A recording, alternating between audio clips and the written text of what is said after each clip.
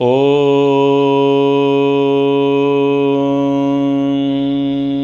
विश्वानि देव सवितर्दुरितानि परासुव यद्भद्रं तन्यासुव यद्भद्रं तन्यासुव। महाभारत आश्वमेधिक पर्व। प्रसंग कुछ इस प्रकार से है। महाराज युधिष्ठिर ने अश्वमेध यज्ञ किया। उस यज्ञ में एक नेवले का आगमन होता है और नेवला ये तथ्य रखता है कि राजा युधिष्ठिर के द्वारा जो अश्वमेध यज्ञ किया वो कुरुक्षेत्र वासी उच्च व्रतधारी ब्राह्मण के सत्तू के दान के बराबर भी नहीं। केवल धन से ही धर्म अर्जित नहीं किया जा सकता। धर्म अर्जित करने के लिए धर्माचरण भी महत्वपूर्ण होता है। अगर व्यक्ति बहुत सारा धन लुटा करके धर्म लाभ प्राप्त करे परंतु वो व्यक्ति धार्मिक ना होवे तो उतना पुण्य का अर्जन, उतना धर्म लाभ उसे नहीं होता। जो लोग बड़े बड़े यज्ञ अनुष्ठान करते हैं, दान देते हैं, दक्षिणाएं देते हैं और भामाशाह कहलाते हैं, उनके ऐसे प्रशंसनीय कार्य को देख करके अन्य जो लोग हैं, जो निर्धन हैं, वो थोड़ा संकुचित हो जाते हैं और वो ऐसा मानने लग जाते हैं कि धर्म तो धनी लोगों का है। जो धनवान व्यक्ति है वही धर्म कार्य कर पाएगा। भला निर्धन व्यक्ति क्या धर्म कार्य करेगा और निर्धन व्यक्ति से भला कोई क्यों ही प्रसन्न होगा। ऐसी मानसिकता आज भी समाज में व्याप्त है। उस मानसिकता को तोड़ने के लिए ये बहुत सुंदर प्रसंग उच्च व्रतधारी ब्राह्मण की है। ये ब्राह्मण न्याय से उपार्जित धन अर्जित करते हैं और उस धन से ही अपना धर्म कार्य करते हैं। ये उच्च व्रतधारी ब्राह्मण छठे काल में भोजन करने का इन्होंने नियम ले रखा है और खलियान से जो कुछ बच जाता है, अन्न के दाने बच जाते हैं, उन अन्न के दानों को संचय करने के बाद सब हिल मिल करके बांट करके खाते हैं। और यदि छठे काल में अन्न ना मिले तो अगले छठे काल के लिए प्रतीक्षा करते हैं, तपस्या करते हैं, और अगर उसमें भी ना मिले तो अगले छठे काल के लिए प्रतीक्षा करते हैं। कई दिनों बाद इनको भोजन इनके भाग्य में आया और भोजन के रूप में इनको प्राप्त हुआ जौ का इन्होंने सत्तू बनाया। सत्तू बना करके इन्होंने वो एक सेर यानी 940 ग्राम है, हम आज के हिसाब से उसको वर्गीकरण करने के लिए 1 किलो ले लेते हैं, और 1 किलो सत्तू को 4 भागों में विभाजित किया गया। पति में, पत्नी में, पुत्र में और पुत्र वधू में विभाजित करके जैसे ही वो मंत्र पाठ करने के लिए उद्यत हुए उतने में ही एक ब्राह्मण देव यानी अतिथि वहाँ पर आ जाते हैं और फिर वो क्रमशः अपना भाग अतिथि को देते हैं। तो इतना प्रसंग हम पढ़ चुके हैं। इस प्रसंग से अब हम आगे समझते हैं। तो धर्म क्या कहता है कि धर्म ये कहता है कि हे ब्राह्मण देवो, आपने जो न्याय से उपार्जित धन अर्जित किया और उसके द्वारा आपने जो दान किया, आपके अंदर जो दान का भाव था, उससे मैं अत्यंत प्रसन्न हुआ हूँ। और वो कहते हैं क्षुधा निर्णोदपि प्रज्ञाम धर्म बुद्धि व्यपोहति क्षुधा परिगत ज्ञानो धृतिम त्यजति चैवहा बुभुक्षा जयते यस्तु सा स्वर्गम जयते ध्रुवम। कहते हैं कि भूख मनुष्य की बुद्धि को चौपट कर देती है। अगर व्यक्ति को भूख लगी हो तो वो अपने धर्म को भूल जाता है, अपने संकल्पों को भूल जाता है, अपने व्रतों को भूल जाता है। और लोग क्या कहते हैं, भूखे भजन न हो गोपाला, ये रखी तेरी कंठी माला। यानी पहले प्राथमिकता क्या है, बोले पहले पेट पूजा फिर काम दूजा। तो पहले पेट पूजा होना चाहिए, पहले क्षुधा की निवृत्ति, भूख की निवृत्ति, भूख का शमन होना चाहिए, तब कोई और काम करेंगे। तो किसी के व्रत होते हैं, संकल्प होते हैं, तो भूख का इतना कष्ट है, दुख है, उसके आगे व्यक्ति अपने व्रतों को छोड़ देता है। कई लोग उपवास करते हैं, व्रत रखते हैं और भावना में आते हैं कि कल कोई विशेष तिथि है, विशेष दिवस है, विशेष पर्व है, और इस दिन हम अल्पाहारी रहेंगे, हम निराहारी रहेंगे, निर्जल व्रतधारी रहेंगे, ऐसा ऐसा लोग विचार कर लेते हैं, भावनाओं में आकर के कुछ संकल्प बना लेते हैं। सुबह के कुछ काल तक तो वो साधते हैं, और लेकिन जैसे ही 10 बजते हैं और फिर उल्टी गिनतियां शुरू हो जाती हैं, वो घड़ी गिनना शुरू कर देते हैं कि आखिर ये पहाड़ जैसा दिन कब पूरा होगा, और ऐसे तैसे करके 3-4 बजे तक आते आते वो अपने व्रत को तोड़ ही देते हैं, क्योंकि भूख उनसे नहीं सधती। तो कई लोग हैं जो भूख को नहीं साध पाते हैं, भूख की साधना नहीं कर पाते हैं, और ये लोग तो जो हैं उच्च व्रतधारी, जो ब्राह्मण परिवार है, 4 लोग भूखे हैं, कई दिनों से भूखे हैं, और महीना कौन सा, ज्येष्ठ का, भीषण भयंकर गर्मी है, और शरीर में रोग प्रतिरोधक क्षमता समाप्त हो चुकी है, शरीर बूढ़ा हो चुका है, और दुर्भाग्य कैसा है कि लंबे काल बाद भोजन मिला और इतने में कोई व्यक्ति मांगने आ गया। तो बड़े ही प्रेम के साथ उस मांगने आने वाले व्यक्ति के लिए, यानी अतिथि के लिए, वो वहाँ स्वागत सत्कार करते हैं। तो स्वागत सत्कार से प्रसन्न होकर वहाँ धर्म, जो अतिथि रूप में आते हैं, वो कहते हैं कि भूख मनुष्य की बुद्धि को चौपट कर देती है, मनुष्य के धार्मिक विचार को मिटा देती है। अगर भूख लग आई तो धार्मिक विचार का तिरोहण हो जाता है, चला जाता है। भूख से ज्ञान लुप्त हो जाने के कारण मनुष्य धीरज खो देता है। अगर भूख ज़्यादा लगती है तो व्यक्ति का विवेक नष्ट हो जाता है, और लोगों ने भूख को बड़ा महत्वपूर्ण माना। भूखा रखा गया, कई घंटों तक, कई दिनों तक भूखा रखा गया, और भूखा रखना एक प्रकार से शारीरिक प्रताड़ना है, मानसिक प्रताड़ना है।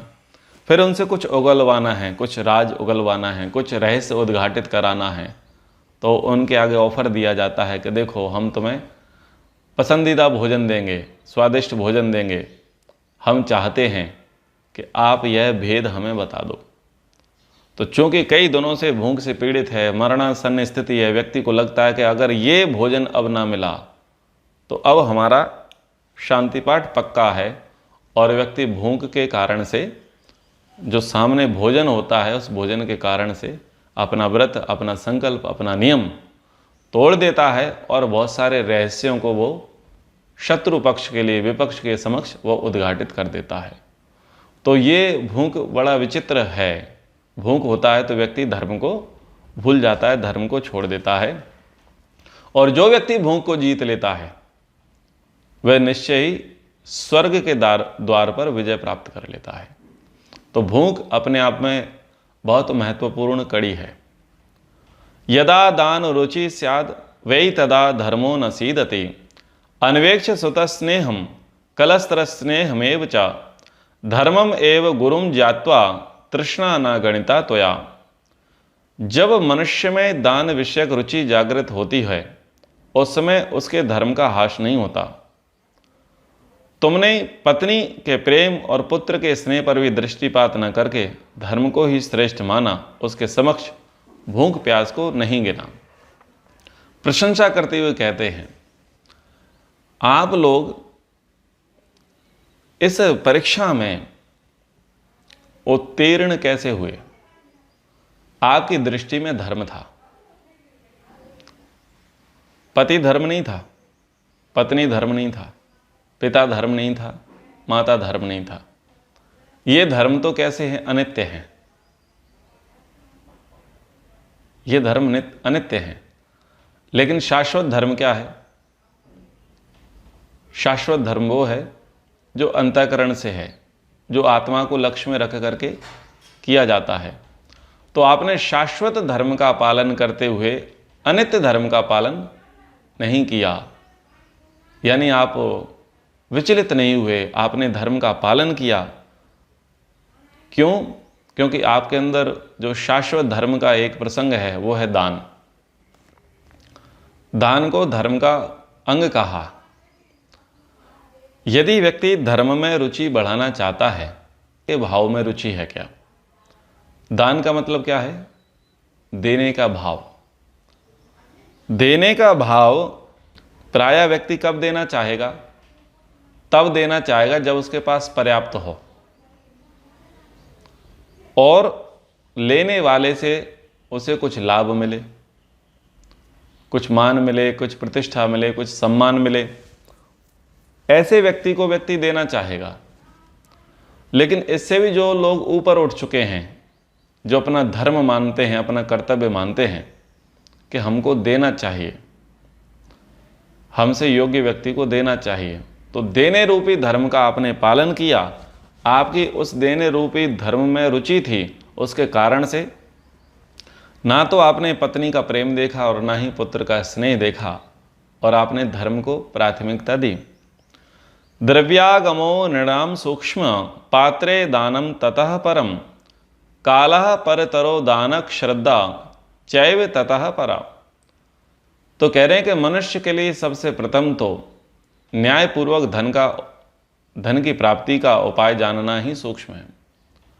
महर्षि मनु जी कहते हैं कि धन जो है, अर्थ उपार्जन जो है, वो अहिंसक होना चाहिए, हिंसा शून्य होना चाहिए।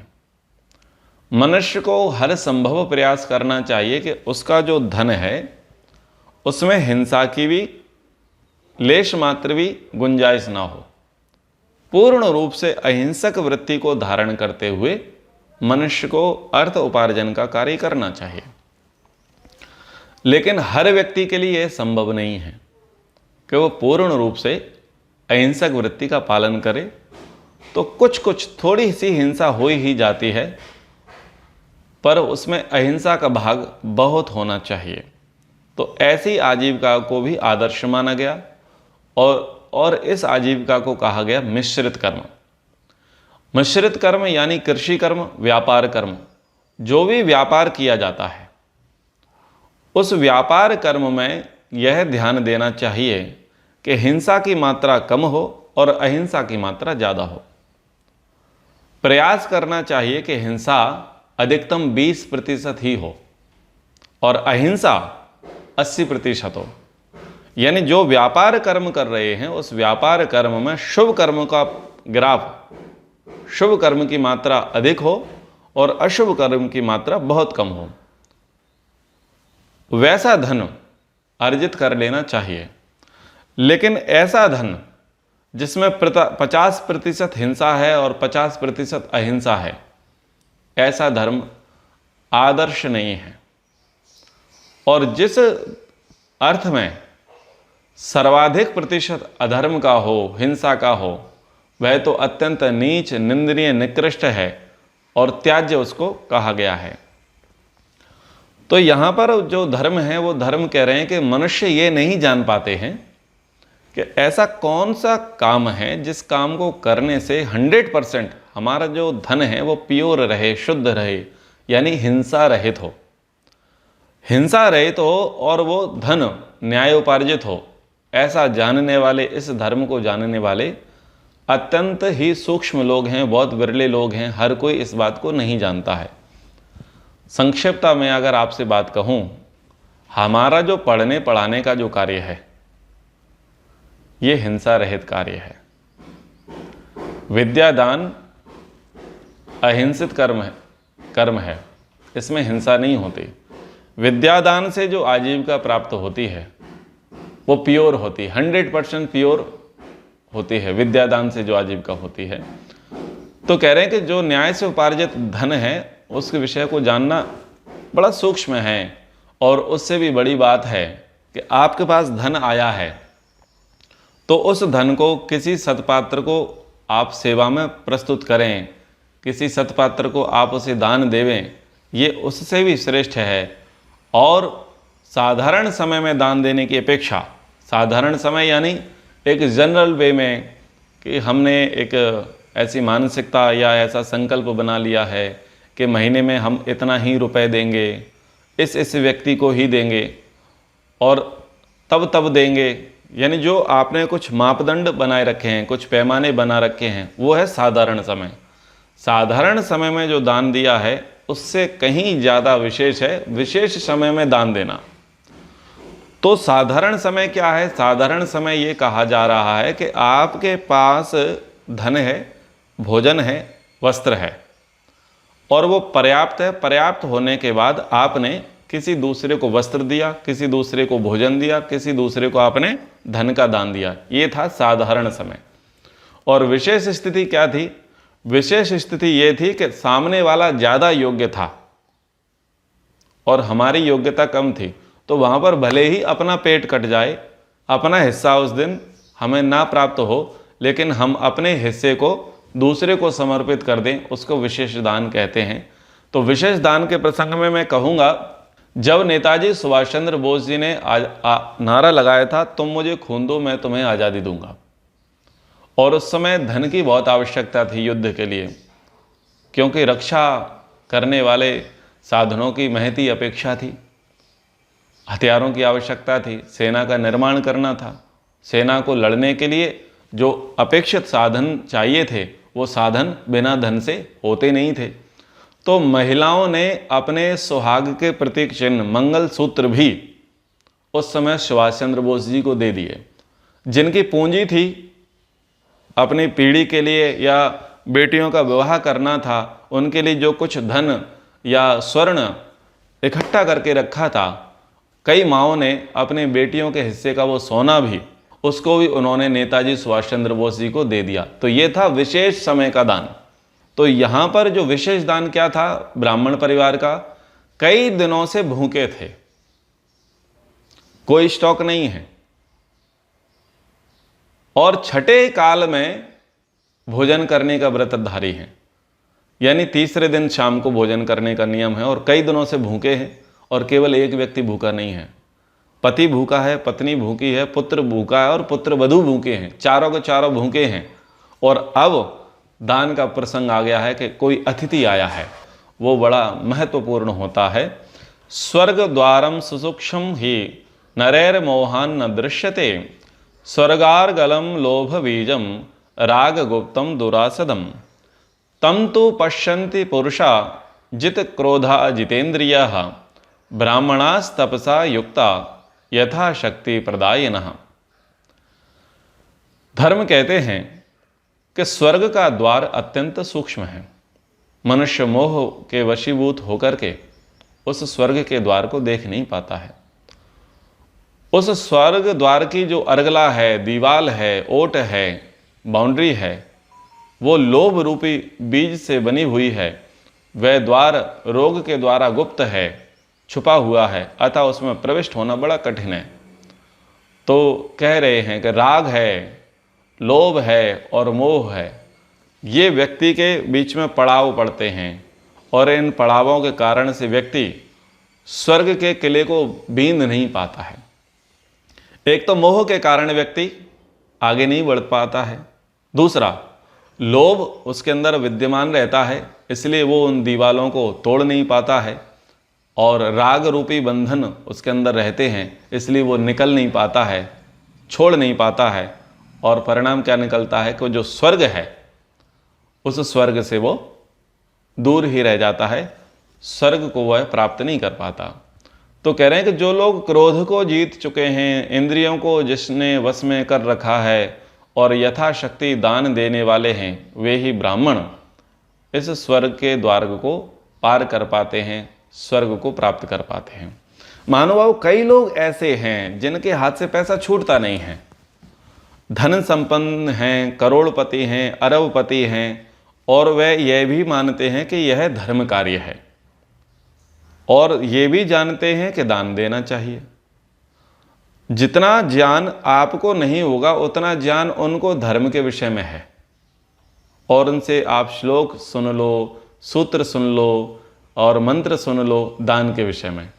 और उन्होंने बहुत सारे लोगों को दान देते हुए देखा है, लेकिन खुद की जेब से मात्र 100 रुपये निकलता है। कि आप एक समाज सेवी संस्था से जुड़े हैं, ऐसी संस्था से जुड़े हैं जिसने राष्ट्र निर्माण में बहुत काम किया है, जिसका इतिहास बहुत अद्भुत है, अविस्मरणीय है, और जिसके कारण से इस देश को आज़ादी मिली।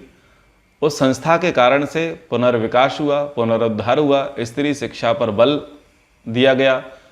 उस संस्था के कारण से स्त्रियों का सम्मान हुआ, उस संस्था के कारण से स्त्रियों की जो सती प्रथा थी वो दूर हुई, उस संस्था के कारण से उस संस्था के पुरोधाओं के कारण से समाज में जो छुआछूत का भाव था, अस्पृश्यता का भाव था, उस भाव को तिलांजलि प्राप्त हुई और उस संस्था के कारण से जो हिंदू समाज में व्याप्त अंधविश्वास था, पाखंड था, उसका निस्तारण हुआ, उसका समापन हुआ और उस संस्था के कारण से कन्वर्जन को रोका गया। अगर उस संस्था के हम जितने गुणगान करें उतने कम हैं और ऐसी संस्था के आप या तो पीढ़ी दर पीढ़ी सदस्य रहे हैं अथवा आप स्वयं वर्तमान जीवन में लंबे काल से सदस्य रहे हैं और उसके बाद आपके हाथ से अगर पैसा नहीं छूटता, तो ये आपकी दयनीय स्थिति है, आप दया के पात्र हो।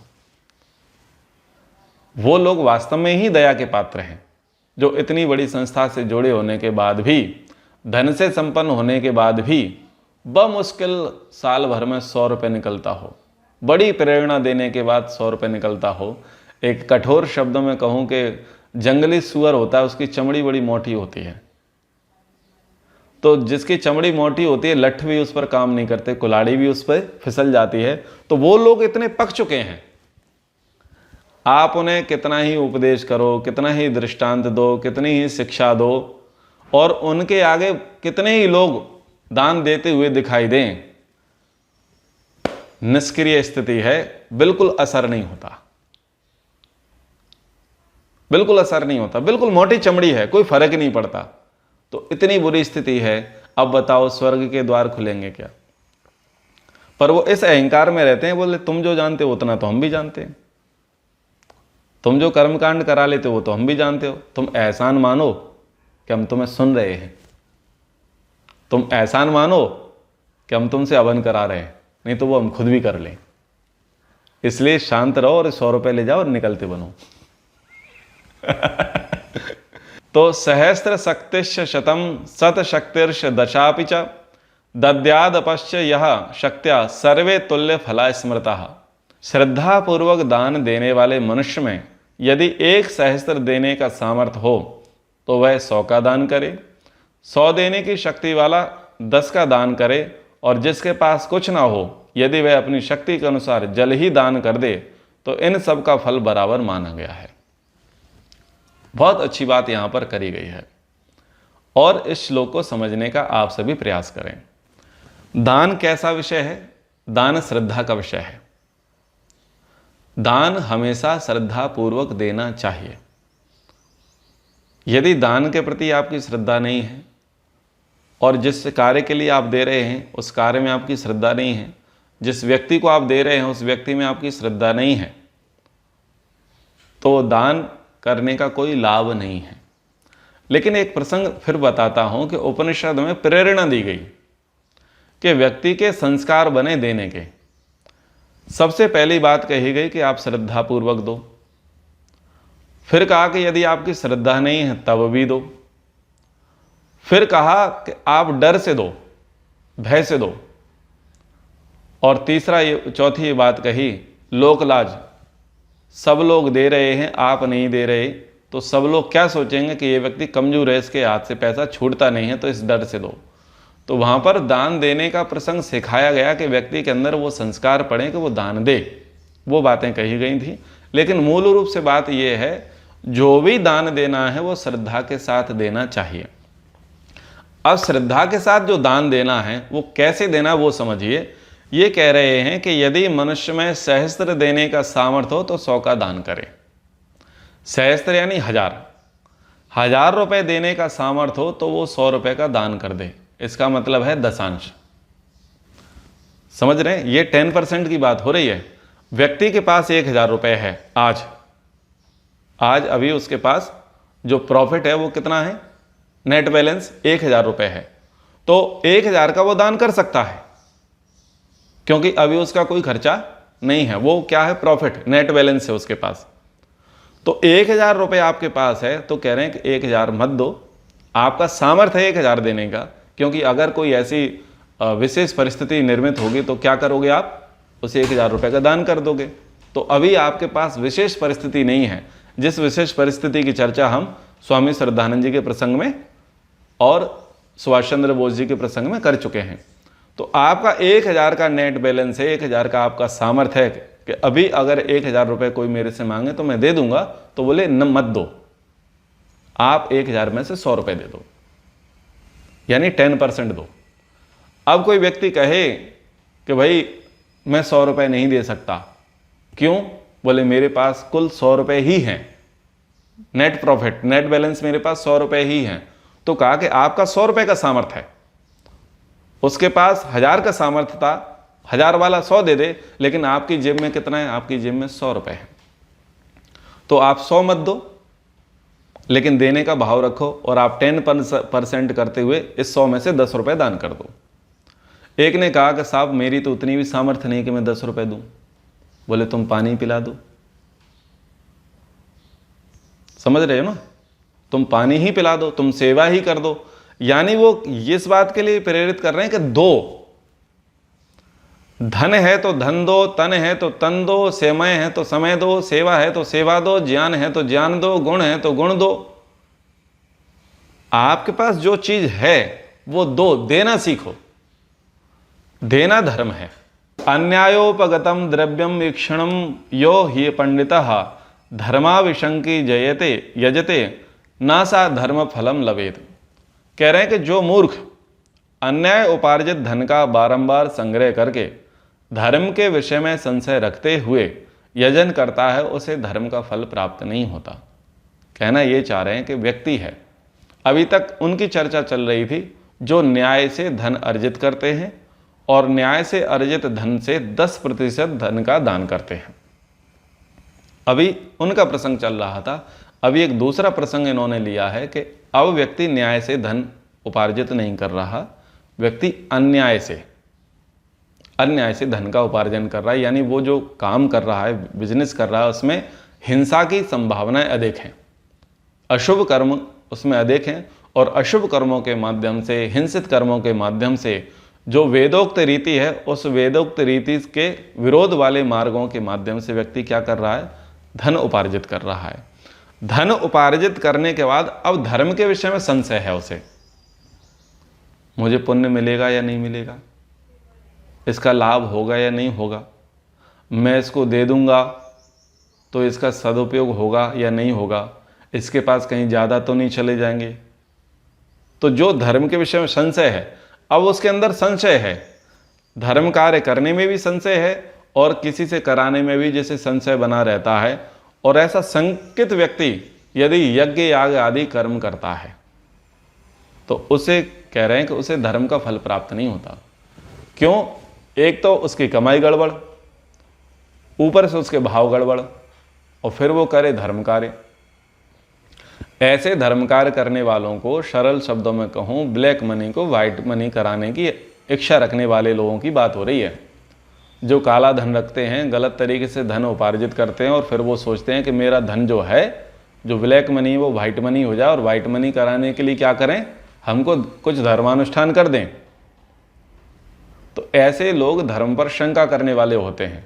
ऐसे लोगों का धर्म का फल प्राप्त नहीं होता। न धर्मः प्रीयते तात दानैर दत्तैर महाफले न्याय लब्धैर यथा सूक्ष्मे श्रद्धा पूते स तुष्यति। अन्याय पूर्वक प्राप्त हुए द्रव्य धन के द्वारा महान फल देने वाले बड़े बड़े दान करने से धर्म की उतनी प्रसन्नता नहीं होती जितना न्यायपूर्वक कमाए हुए थोड़े से अन्न का भी श्रद्धापूर्वक दान करने से होती है।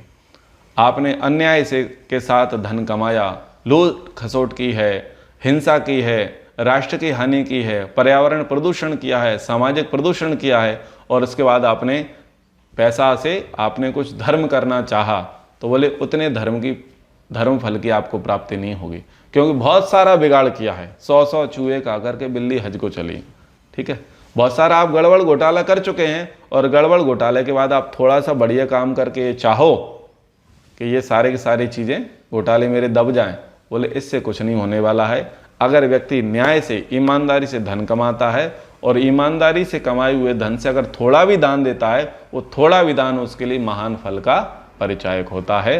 हे विप्र मनुष्य, तो ये कहा कि मनुष्य के लिए धन ही पुण्य का हेतु नहीं है। साधु पुरुष अपनी शक्ति से, तप से स्वर्ग को जीत लेता है, पुण्य अर्जित कर लेता है। न्याय पूर्वक उपार्जित किए हुए अन्न के दान से जैसा उत्तम फल प्राप्त होता है, वैसा अनेक प्रकार के यज्ञों के करने से भी हो जाता है। दान देना, प्राणियों पर दया करना, ब्रह्मचर्य के व्रत का पालन करना, सत्य भाषण करना, करुणा का भाव रखना, धैर्य रखना, क्षमा करना और शीलता को धारण करना, यही धर्म है और यही सनातन धर्म है। यदि इन व्यवहारों को आप जीवन में धारण करते हैं और विकट परिस्थिति में भी आप इन धर्मों को, जो धारण किए हुए धर्म हैं, उनको आप नहीं छोड़ते हैं, तो इससे आपको महान धर्म की, महान पुण्य फल की, महान स्वर्ग की प्राप्ति होगी, केवल धन से नहीं होगी। तो इतनी सारी बातें यहाँ पर उस धर्म ने, जो अतिथि रूप में आए थे, उन्होंने इस ब्राह्मण परिवार से कहीं। प्रसंग इस बात के लिए है, व्यक्ति ये ना सोचे कि केवल धन से धर्मानुष्ठान होता है, बहुत ज़्यादा धन चाहिए तभी धर्मानुष्ठान होता है, केवल इतने से नहीं होता। इसका मतलब ये नहीं है कि ज़्यादा पैसा खर्च ना किया जाए, बड़े बड़े अनुष्ठान ना किए जाएं, इसका ये अर्थ नहीं है। जिसके पास ज़्यादा पैसा है वो बड़े काम करे, जिसके पास कम पैसा है वो छोटे काम करे, जिसके पास बिल्कुल पैसा नहीं है वो देने का भाव रखे, वो सहयोग को भाव रखे। मान लीजिए राम मंदिर का निर्माण चल रहा है, किसी गौशाला के निर्माण का कार्य चल रहा है, यज्ञशाला के निर्माण का कार्य चल रहा है, गौशाला के और गुरुकुलशाला किसी चीज़ के निर्माण का कार्य चल रहा है, तो परमात्मा ने जिनको पर्याप्त धन दिया हुआ है, जिनके अच्छे नौकरी धंधे व्यापार हैं, वो क्या करें, बड़ी बड़ी राशि दे देवे, पर वो समय नहीं दे सकते। ठीक है। जिनके पास कम है सामर्थ्य, वो कम दे देवे, करोड़ वाला करोड़ दे दे, लाखपति लाख का दे दे, हजारपति हजार का दे दे। ठीक है। और जिनके पास उतना सामर्थ्य नहीं है, वो ऐसे तैसे करके अपना जीवन ही चला रहे हैं, तो वो लोग समय दे देवे, कभी कभी आएँ, सेवा कर जाएं। देने का भाव व्यक्ति के भीतर होना चाहिए। बस यही इस प्रसंग का उद्देश्य है कि मनुष्य के अंदर देने का भाव होना चाहिए।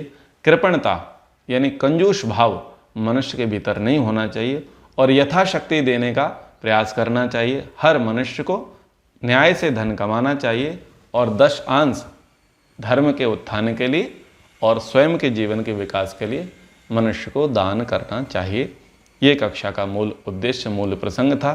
यहाँ पर ये आश्वमेधिक पर्व अब पूर्ण होता है और अब आश्रम वार्षिक पर्व को हम आगे पढ़ेंगे। कक्षा को यहाँ पर विराम करते हैं।